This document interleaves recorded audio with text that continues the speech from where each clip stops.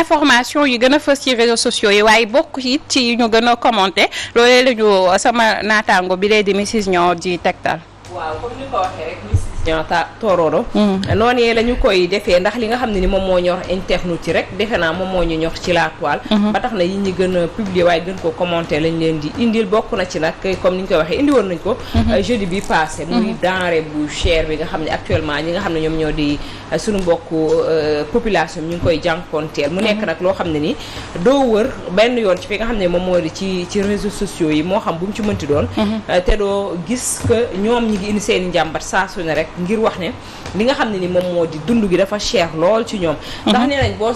ceeb jamono ji doo ko laal fenn ndax cher dëwlin faf yàlla sax ñi nga xam ne ni ñoom ñoo yooyu pour jaay ko muy commerçant yi ak ñi nga xam ne ñoom ñoo di boutiquiers yi sax pour nga fekk ko fa problème la parce que dañ lay wax naan buñ ko jëndee ñoom du leen arrangé parce que mënutuñ koo jaay ndax cheraay bi mu cher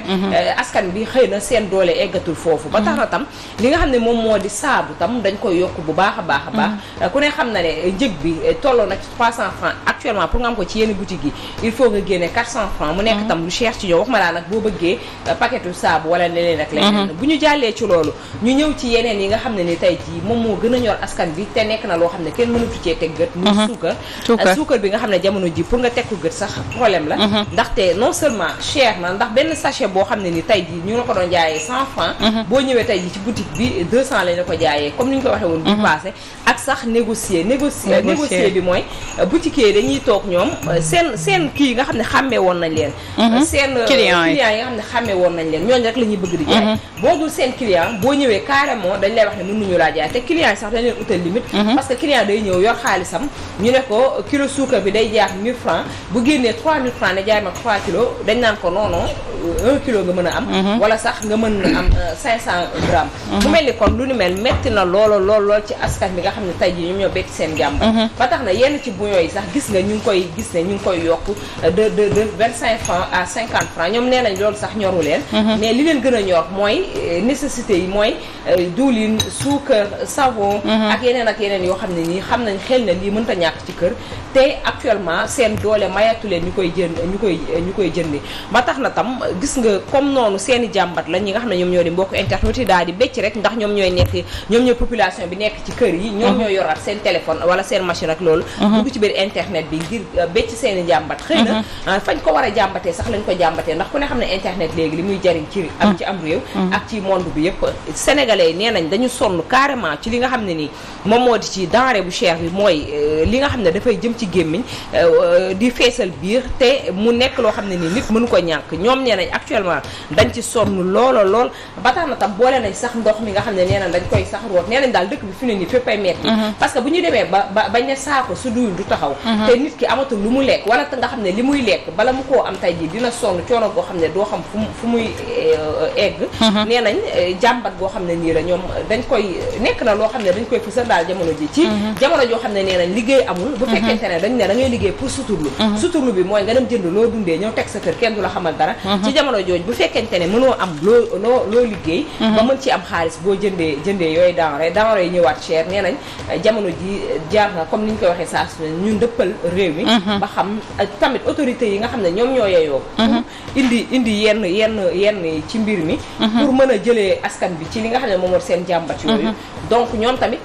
sollicité nañ leen waaye nee nañ amuñu sax benn yaakaar que dinañ leen wuy si ci mbir moomu sàmm nekk na lu am solo coro waaye nag man coow li surtout wàllum suukar bi su ma koy dégg dafa mel ni état bi dañu jël lépp teg ko ci ndoddu commerçant yi alors que dégg nañ fi wàllum taxe yu nga xamante ne ñoom aussi évoqué nañ ko ma ne la vérité nañ ko wax gis nga nit bu fekkee ni yow munoo compagnie sucrière munul satisfaire à 100% la demande du marché le marché c'est le lieu de l'offre et de la demande et c'est le marché qui crée des besoins donc ñoom xam nañ ne munuñu ko yore nañu bàyyi ñeneen ñi ñëw bàyyi seen waar li ñu mënul jaay ñoom ñeneen ñi ñëw jaay ko moo gën ñuy def campagne de communication te malheureusement na ma yàlla baal y a des confrères qui jouent le jeu de la compagnie sucrière osons le dire ils sont là à écrire des mais li ñuy wax man gëmuma ko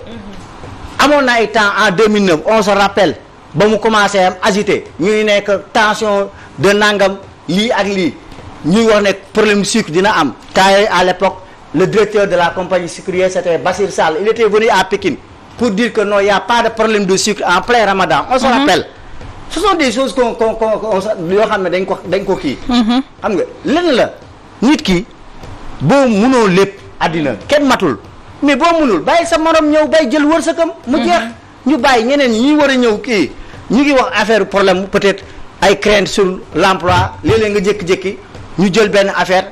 ñu ne communiqué syndicaliste yi suñu àndee lii ñoom dañuy arrêté parce que duñu mën a kii mais soo munul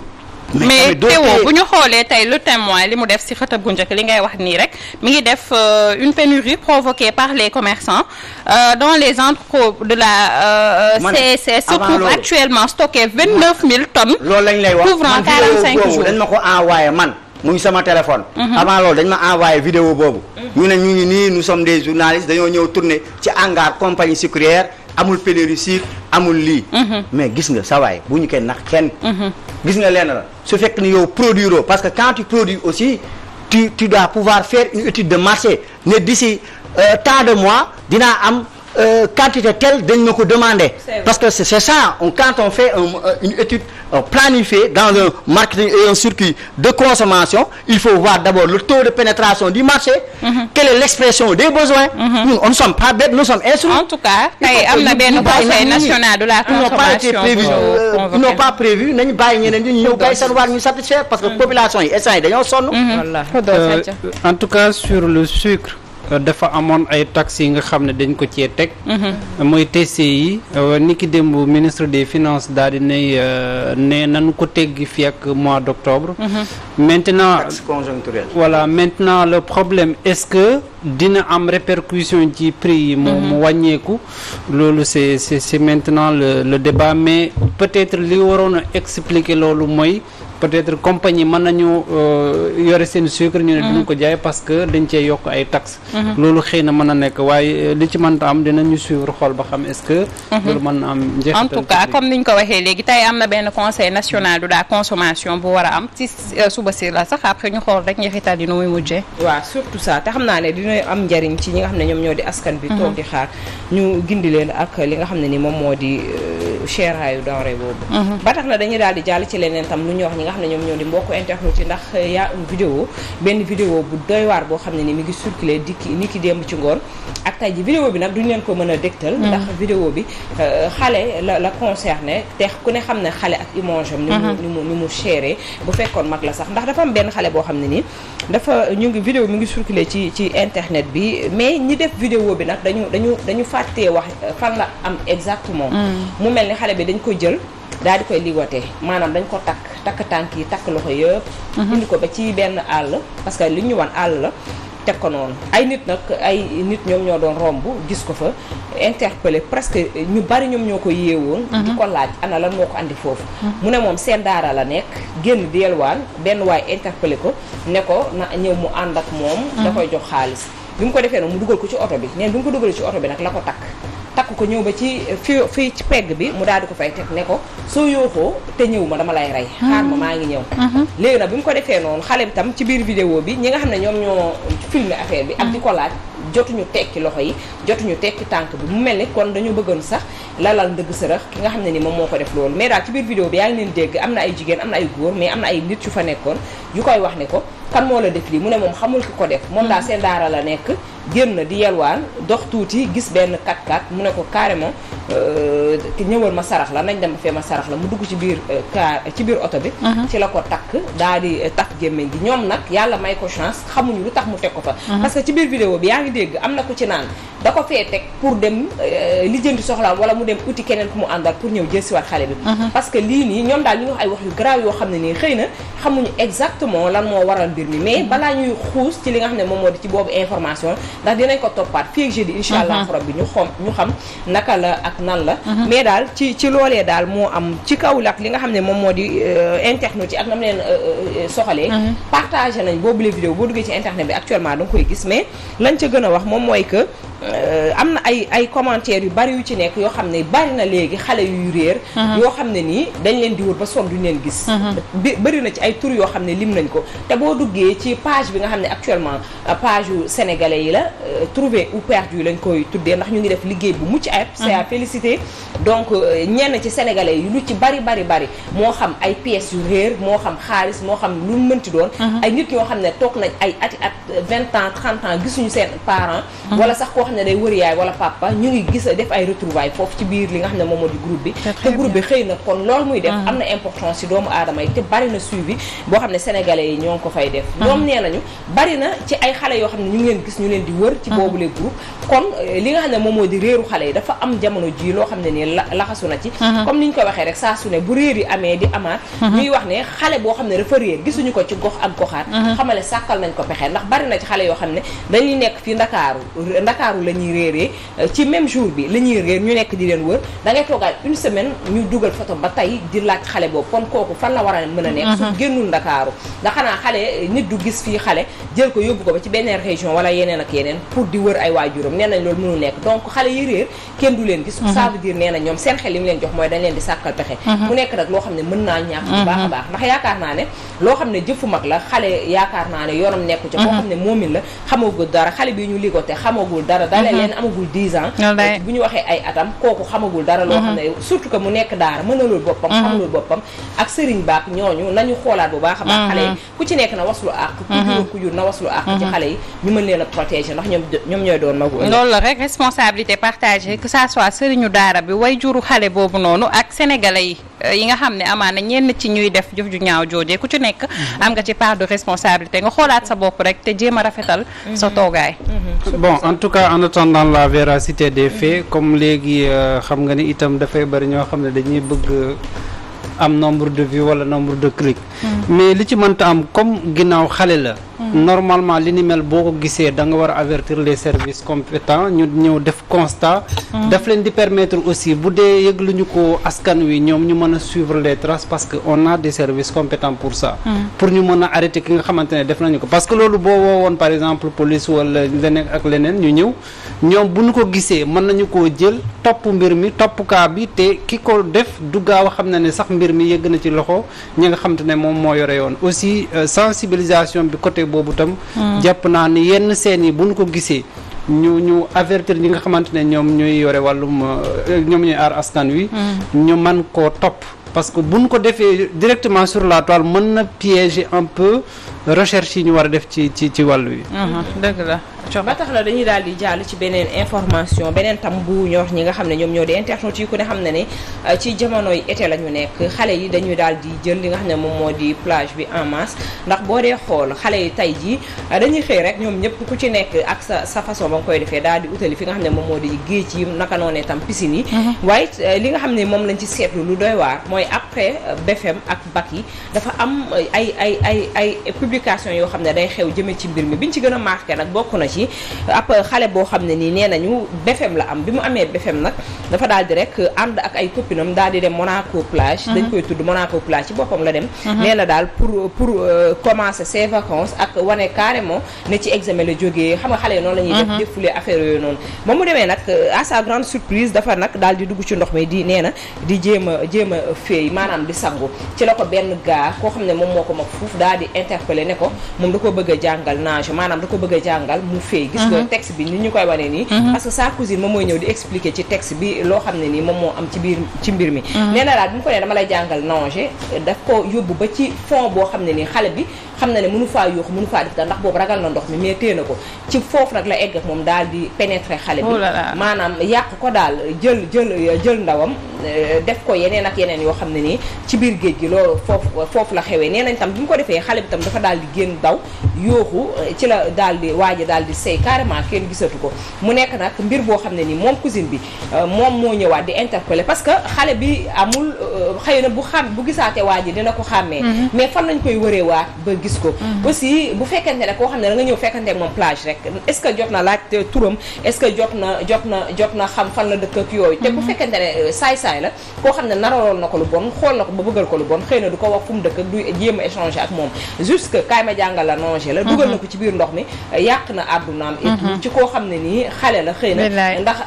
ku am BFM ku ne xam ne ne du génn 14 ans 15 ans 16 ans donc kooku mineur la nga jël ko yàq àddunaam pour un rien ci kaay ma jàngal la nanger mu mel ni kon xëy na duñ fi toog di joxe ay leçon de morale mais tam parents yi am nañ ci part de responsabilité ndax yaakaar naa ne am BFM war a dund sa examen ak lu mu mënti demee rek warta tax xale bi tam jëlee ci yàqu-yàqu mooy dem ci plage yeeg yeneen ak yeneen ba seen parents yi duñu leen mën a surveiller loolu c'est à éviter beneen bi mooy du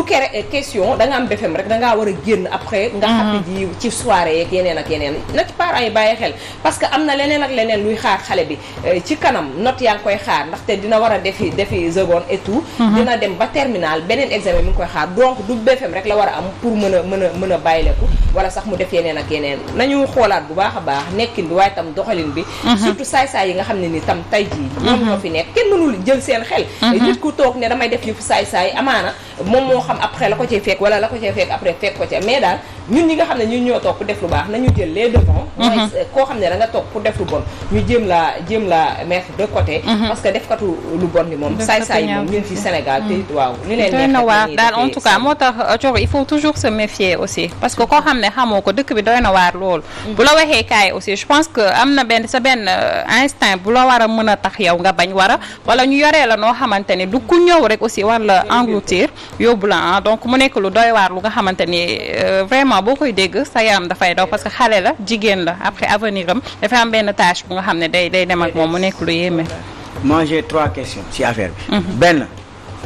xale bi jigéen bi ba muy génn këram est-ce que tàggoo na. première question. deuxième question parents yi est-ce que ñoom ñoo ko accordé. pour mu dem plage. 3 bu demee plage est-ce que amoon na tamit comme il est mineur est-ce que am na ku ko accompagner. 3 questions yooyu. waaw loolu donc déjà rek le fait que muy ànd ak copinam yi rek cela veut dire que est-ce que demandé na autorisation parents yi ba pare pour ñu xam ne ni fii lay dem. soo demee demandé wul sax autorisation parents yi dem plage ba pare ñëw fa plage bi am na ay maîtres nageurs yooyu dañ leen di identifier parce que dafa am lu ñuy solowee. donc su bëggee jàng fay pour noonu natation ñooñu mën na référé wu ci ñooñu. en tout cas pourtant lu tax muy gis ana yow ana man kenn ñëw. inconnu voilà inconnu. il faut se méfier jàng la fay mu topp ko. doy na waax loolu Sow la ñu nuyu la avant Thioro di woyal. Bonjour. Je vais pas trop vous entendre. Dans vos commentaires. Ouais. Donc je suis très content. Eh ben, je suis fier. Merci d'être en face de ces éminents journalistes. Dire Théo en face de moi et puis naturellement ce grand Faux-Goro. Et puis qui ne dit pas la vérité. Akan. Et puis naturellement Thioro Mandela. Akan. Et puis celle que j'aime. Celle qui te aime encore plus hein. Et puis la diaspora. Ok. Diaspora maa ngi leen di sant leen gërëm kii la ndaw maman kii la ndaw yaayu belle sœur Dame Thiam. D'accord ñu ngi koy big up. Dame Thiam qui a été amie de très longue date. macha allah sama waa ji. sœuru Diène bi aussi nee na bëgg nañu Diène bi nekk fii. bi nekk fii waaw. si xam nañ ko bu baax. mi ngi tudd Fatou Thiaw Diène. Fatou Thiaw Diène. yal na yàlla sàmm soxna si. waaw kay merci dégg fi nga teg petit déj. merci dégg sama xarit. et puis naturellement sa frère jàmbaar la. ok maa ngi leen di sant macha allah Thioro woy la. waaw yàlla nga fi yàgg tewee. amiin yaa rabbi sopplu jéeri ñu bokk lépp incha allah. waaw ba tax na dañuy bañ temps bi xoj ñu. ndax moom dafa war a def actualité. ca na mu waree macha allah. ba tax na dañuy daal di jeexalee fii ak li nga xam ne moom moo di comme ni ñu koy waxee. méfier wu. tax na Karim Xurum Xaq borom nitu dëgg daal di génn ci li fi nga xam ne moom moo di page Facebook am daal di xamle ab mbir moo xam ne da ko daal di dab. waaye itam dafa daal di dànkaafu ñi nga xam ne ñoom ñoo di askan bi. parce que nee na daal dafa gis ne dañuy lal ndëgg sërëx jëme ci ñi nga xam ne ni tey jii ñoom la ñuy woowe ay activistes jëme ci seen ay nekkin waaye tam ci seen ak doxalin ak yooyu ba tax na nee na daal dafa am mbir moo xam ne da koo dab ginnaaw bi nga xamee ne nee na moom appartement moom rek moom moo ci dëkk ak ay doomam dafa gis ne une semaine dafa am benn waay joo xam ne nii mën nañu wax ne àndut ak xelam doon toog ci buntu këram waaye ci alentour këram yëpp nee na à chaque fois nag da koy interpeller ba tax na nee na ci am na ay yoon yoo xam ne dañ koy tënk rek ci wax ji am na ay yoon yoo xam ne daf ko interpeller ci mbir mi comme quoi di ko wax ne ko na ko may ndox yenn saay mu koy ñaan xaalis yenn saay mu koy wax yooyu daal nee na moom li ci bari sax daanu ko bàyyi xel parce que daf doon fekk mu yàkkamte nee na bi ko ci gën a manqué mooy bu mu jógee di julli ji tardé à 2 minutes mu war a egg ci jàkka ji pour julli nee na ci la ko interpellé di ko ñaan ndox ak yooyu mu ne ko duggal ci yeneen appartement yi bi mu ñëwee nag beneen yoon nee na fekk na ko ci biir appartement am ñaan ko ndox mu may ko nee na mais li ko ci gën a jaaxal mooy xale yi dañoo wàccoon daara parce que nee na doomam yi da leen yóbbu ci daara bu nekk ñuy jàngi neen dañu wàcc daara ñëw fàtte tëj porte bi nee na moom mi ngi nekkoon ci balcon di lazim maanaam di wirdu ay wirdoom nee na bi mu paree mu ñëw nag jubal ci chambre à coucher mu fekk chambre à coucher à sa grande surprise parce que nee na tàmmul di ko tëj mu tëju nee na bi mu tëjoo mu yëndu xale yi seen néeg mu fekk leen ñoom ñëpp ñu ngi rassemblé wu seen néeg mu xam ne kon foofu kenn manqué wul mu ñëwaat ci néegam dégg kooku nekk ci biir kii bi di murmurer di wax daal nee na ci la ko fëgg ne ko ibbil buntu bi ci la tëjal doomam yi seen néeg parce que bëggul xale yi tiit et tout daal ne ko ibbil buntu bi parce que boobu xalaat na ne nit ku wérul kooku moom moo ñëw dugg ci néegam parce que ni mu doon def à chaque fois ci appartement bi neen bi mu duggee nag moom mu ubbi neen bu mu ubbee mu ne ko lan ngay def fii laaj ko daal nee na moom tiitaangi bu mu tiit mu bàyyi ko mu dem moom tam mu dugg ci biir néeg bi neen bi mu duggee ci biir néeg bi tam mu fekk fa waa ji bàyyi fa ay gàllaaj ci lavabo am bàyyi fa ay gàllaaj waaw ak yeneen jël na sax biir vidéo wane gàllaaj yooyu fa waa ji bàyyil moom nag li mu jóg pour def ko moom mooy nee na dafa alerté ndax tiit moo tax sax interpellé wul waa ji ak téye ko yooyu mais dafa alerté comme quoi comme ñu ngi leen di lalal neen à chaque fois ñu ngi leen gis ñu leen lalal ndëgg sërëx nee na moo tax mu génn di alerté ndax nee na li muy alerté mooy dafa bañ ñu interpellé ko un jour nee na mën na toog comme suba police ñëw wàcc këram wala keneen ak keneen nee na ñu gis drogue ci këram parce que nee na kooku mën na fa dugal drogue mën na fa dugal leneen ak leneen loo xam ne ni ëllëgi ki si bi da koy takkal xëy na am na loo xam ne këf na xelam ba tax moom muy moytu ci wàllu woowu ndax gis nañ fi lu ci mel ni kaawu kilifa comme ni ñu ko waxee ak keneen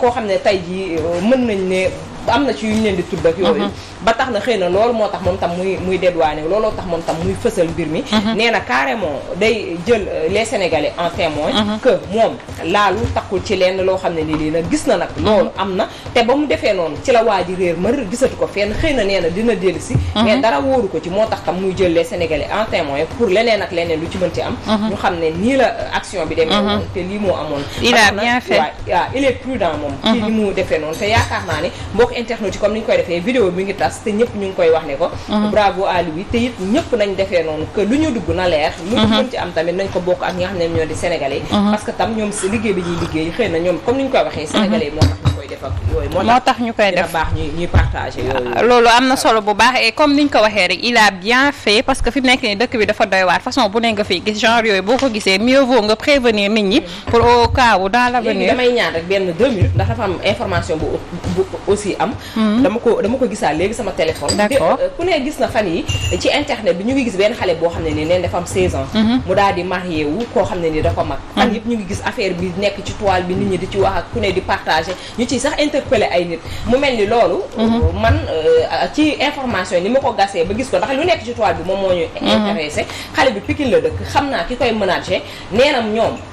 information boobu génn site yi ñoom ñoo ko génn ci internet bi parce que nee nañ ñoom dañu demoon ci benn salon boo xam ne dafa nekk Pikine pour tourner clip bu xale bi biñu ñëwee di ko tourner fekk fa ay xale yu jigéen paparazzi yi ñi ñëwoon pour jël ay photo ñoom ñoo fa fekk benn marié xale bi nekk ak marié bi di jël ay photo yooyu la ñuy génnee ci statut yeeg yooyu comme quoi xale bi dafa fekk rek kooku di marié mu photo ak moom dafa fekkoon tombeek muy tourner clipam comme kooku doon salon de coiffure bi maquilleuse boobu ku siiw la Pikine te it jour yooyu day fekk ne dafay bari ay marié ak ay ñuy ngénteek yooyu ñu fa nekkoon di kii nee na ci la statut yi ñu gis nit ñi di statut comme xale bi moom moo nekk marié wu kooku doon marié nee na moom nee na ñoom à leur grande surprise ñu daal di gis que nit yi dañ ko reprendre comme quoi site itam yenn ci journaliste dañ ko reprendre pour wax ne xale bi moo doon marié xale bi moo doon nee na ñoom tamit ñoom ñoo dugal ci seen xel que nañ nax ñi nga xam ne ñoom ñoo di askan bi jëlaale defaale ko buzz pour xale bi nga xam ne clip ba mu ngi doon génn mu ngi waroon génn ci semaine boobu nee na comme ñoom tam nit ñi defal nañ leen ko noonu affaire bi commencé na siiw ba raw clip bi moo taxoon ñoom tam ñu profité ci boobule information pour jéem a ànd ak askan bi ci loolu nga xam ne nii moom lañ doon kii mu mel ni rek kon naxaate bi comme ni ñu koy waxee ak information yi nga xam ne dañ koy génne ku ciy génne ci information li lay war a suñu na nga dem gëstu information fan nga koy jëlee parce que attardé wu nañ ci loolu jamono ji ñëpp ñu ngi xam ne actuellement loolu amul ndax xale bi génnaan na def yeneen ci ay vidéo yeneen site seeti ko nañu wëy di bañ am na solo mooy ndax askan bi nga xam ne nii dañ koy saxal à chaque fois nekk na lu doy waar Coro Maxu Mandela vraiment information yi riche na torop ñu lay jaajëfal bu baax a baax ci ni nga ko defee ak anam bi nga ko joxee amoon na comme ni ma koy waxee teew fii di joxe nag dig daje ni ki loolu ñu bàyyi suñu waa ji mu daal di wëyal waaw incha allah mu daal di wëyal wala lundi wala jeudi incha allah ayca kon jeudi rek ñu daal di delloo mbum ca mboy mboy ga donc ci noonu ñu dem jëli actualité ñëw léegi faram fàccee ko